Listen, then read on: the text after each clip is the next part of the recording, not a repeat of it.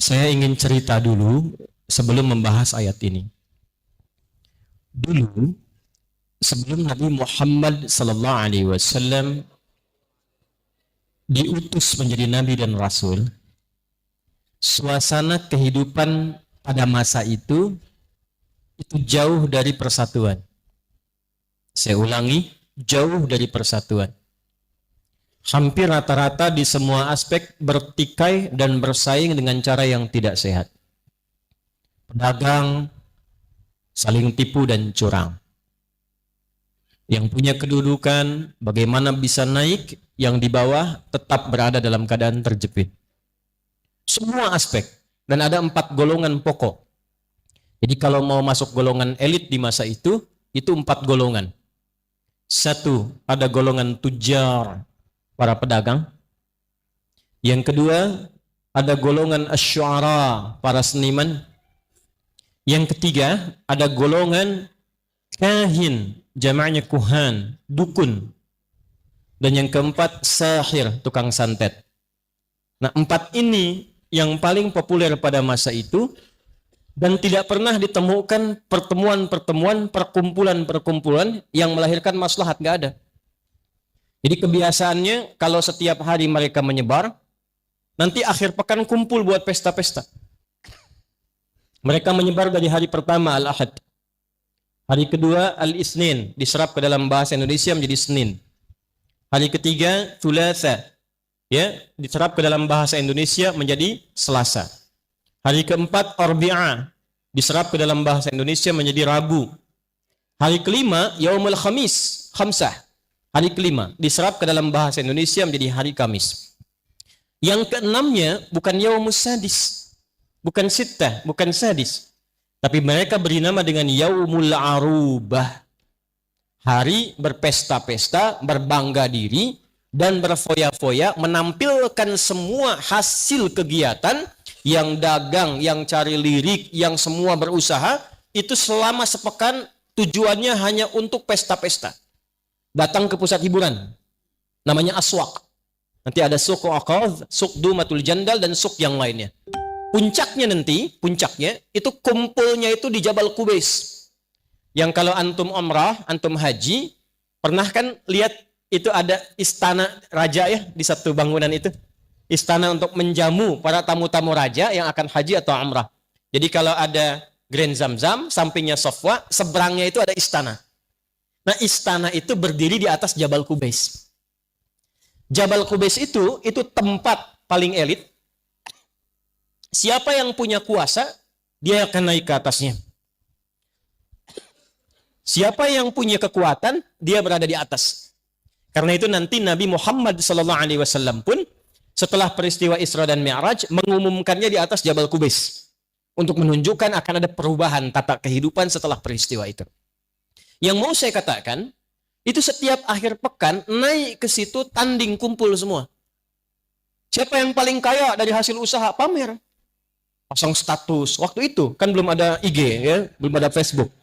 Ya, itu real langsung dihitung. Ya, bukan di foto-foto, hitung. Ini paling kaya, maka akan diangkat sebagai hartawan terpandang di zamannya. Jadi kalau antum sekarang pasang status cuma buat nampilkan apa yang antum miliki, ketinggalan. 15 abad yang lalu itu langsung hartanya ditunjukkan, bukan foto-foto lagi. Jelas? Jadi kalau pasang status, foto-foto hanya untuk pamer, dulu sudah pernah ada. Kemudian yang kedua apa?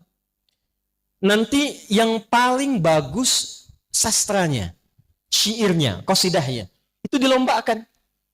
Ada 16 rumus nanti disebut dengan bahr. Ada tawil, tawilun lahudunal bukhuri fadailu fa'ulun mafa'ilun fa'ulun mafa'ilu kifa nabki min dhikra habibin wa manzili bisaqtili wa bainad dakhuli fahawmali. Ada rajas, mustaf'ilun mustaf'ilun mustaf'ilun mustaf'ilun mustaf'ilun mustaf'ilun صوت الصفير البلبل هيج قلب الثمل الماء والزهر مع ما زهر لهظ المقل فأنت يا سيد لي وسيدي ومولدي فكم تيمني غزيل أقلقلي قطفته من وجنة من فعل هذا الرجل فقال لا لا لا لا فقد غدا مهرولي وولد ولي ويللي فقلت لا تولولي فبين اللؤلؤ لي قالت له هنا كذا إن هرود الظلم قلي كهتا كقيللي طبطبي. Tuh, ada. Coba ulangi. Nanti yang paling bagus syairnya dikumpulkan, diurutkan 7 urutan. Yang tertingginya maka akan mendapatkan gelar Amirus Syu'ara, pangeran pujangga. Ya, dulu namanya Imra'il Qais.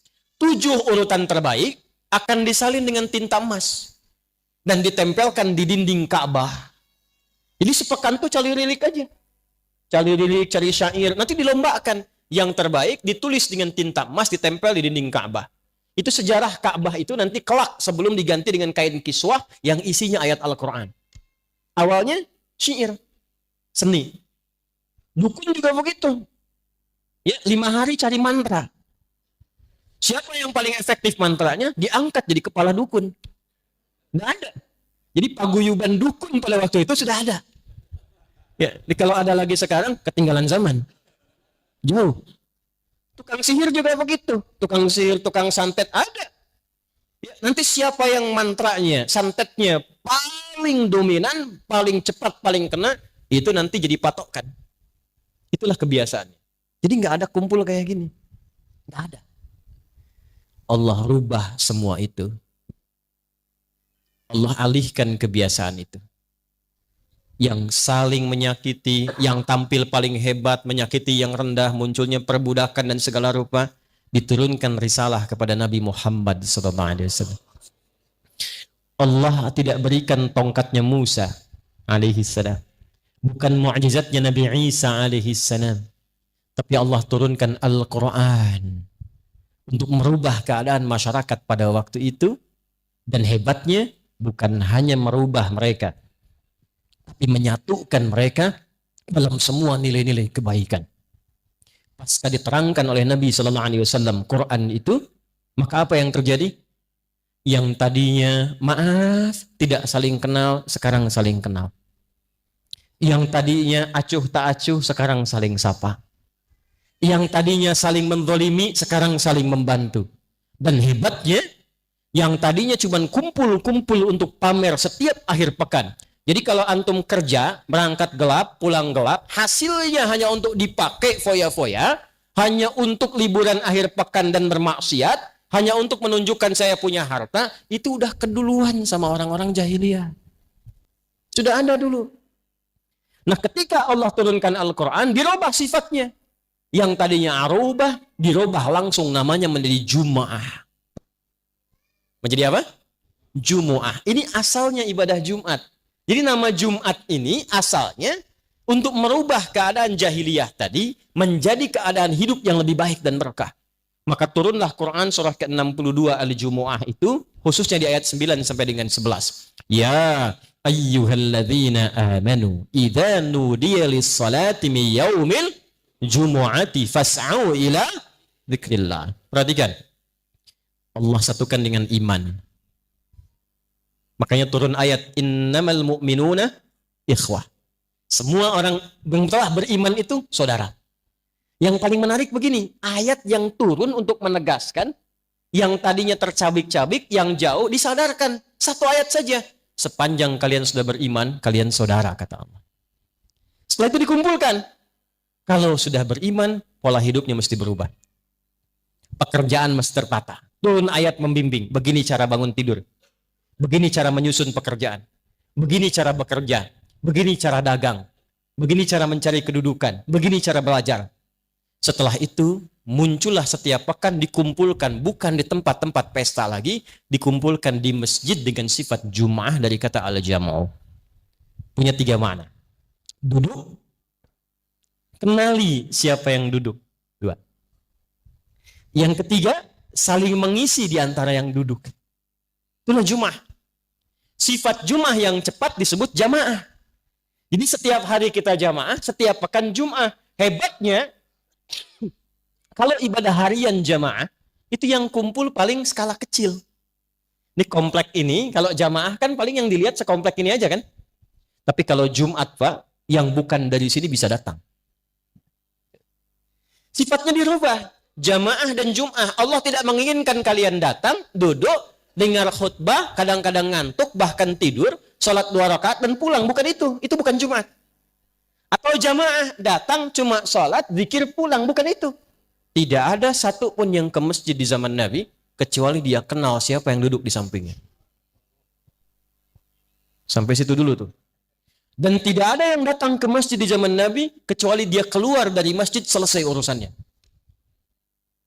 Penajib yang lapar masuk masjid pulang kenyang.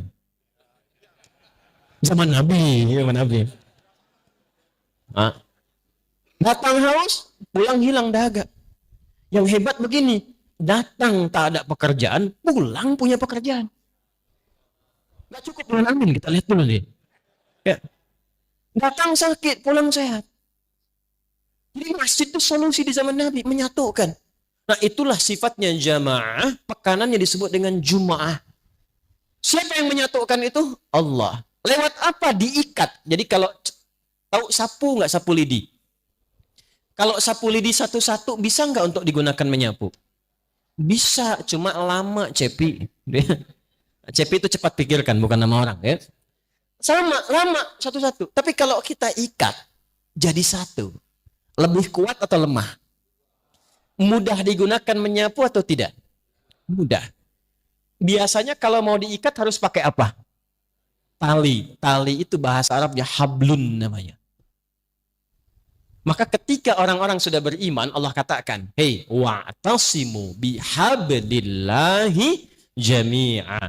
Dulu kalian terpecah saat di jahiliyah. Dulu kalian gak saling kenal. Dulu kalian saling menindak. Dulu kalian saling melukai. Setelah masuk Islam, yang mencaci saling mencintai. Yang memukul saling merangkul. Yang mengancam tiba-tiba saling menyenangi dalam nilai-nilai kebaikan.